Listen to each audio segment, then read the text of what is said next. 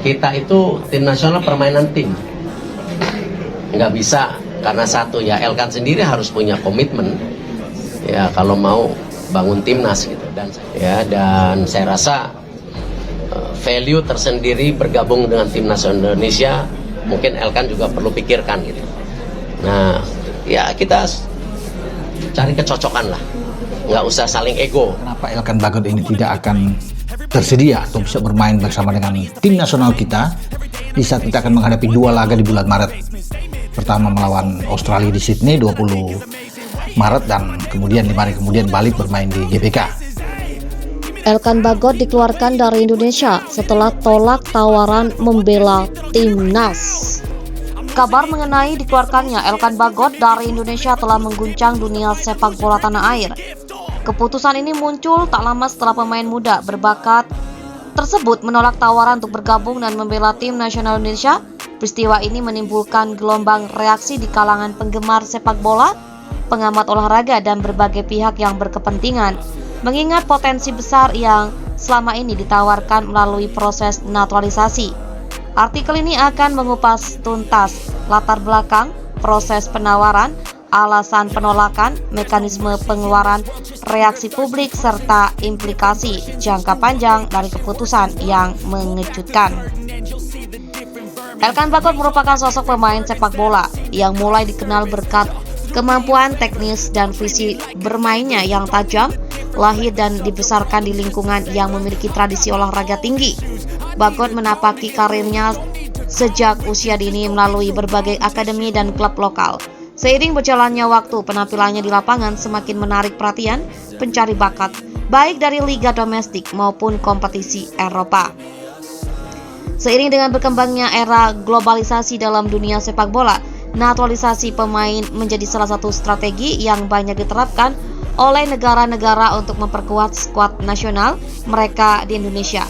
Sebagian negara dengan minat yang sangat besar terhadap olahraga ini pun tak segan untuk mengencarkan pencarian talenta internasional. Dalam konteks ini, Elkan Bagot menjadi salah satu nama yang mencuat karena kemampuannya yang telah terbukti di level klub, serta potensi untuk menjadi aset berharga di kancah internasional. Dalam beberapa tahun terakhir, Federasi Sepak Bola Indonesia telah gencar mencari pemain dengan latar belakang multinasional.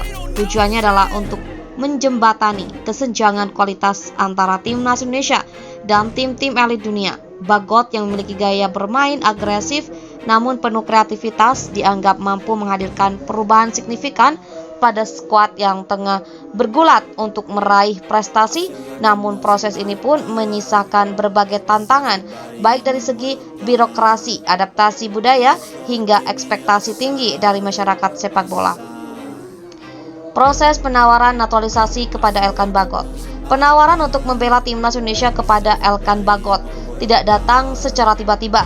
Proses ini merupakan hasil dari pendekatan panjang oleh pihak Federasi Sepak Bola Indonesia yang ingin memperkuat skuad nasional dengan merekrut pemain berbakat dari mancanegara. Adapun beberapa tahapan yang dilalui antara lain: pertama, identifikasi bakat dan pemantauan perkembangan karir. Pihak pengurus sepak bola Indonesia secara aktif memantau perkembangan karir Bagot sejak ia menunjukkan performa gemilang di level klub. Data-data statistik, video penampilan, dan laporan scouting dijadikan dasar untuk mempertimbangkan kandidat naturalisasi yang potensial. Kedua, pendekatan awal dan negosiasi pribadi. Setelah mengidentifikasi potensi besar yang dimiliki Bagot, tim perekrutan memulai pendekatan secara personal. Langkah ini meliputi komunikasi intensif melalui perwakilan resmi, diskusi tentang visi dan misi timnas, serta kemungkinan integrasi dalam struktur tim yang sedang dibangun. Ketiga, penawaran kontrak dan jaminan profesionalisme.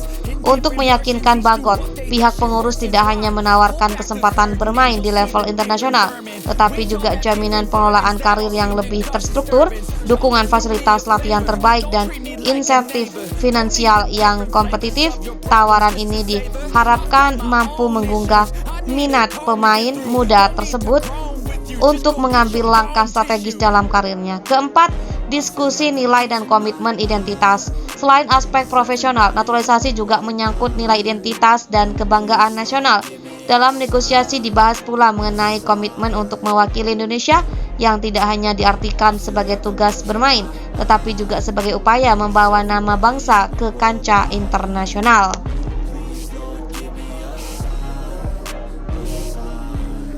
Meski demikian, proses yang berlangsung tidak lepas dari berbagai dinamika internal. Tuntutan ekspektasi dari publik dan tekanan media membuat keputusan Bagot menjadi semakin sulit karena di satu sisi terdapat janji besar untuk karir internasional, namun di sisi lain juga ada kekhawatiran terkait adaptasi terhadap budaya dan lingkungan baru. Keputusan Elkan Bagot menolak tawaran timnas Indonesia. Pada detik krusial, Elkan Bagot mengambil keputusan yang mengejutkan banyak pihak.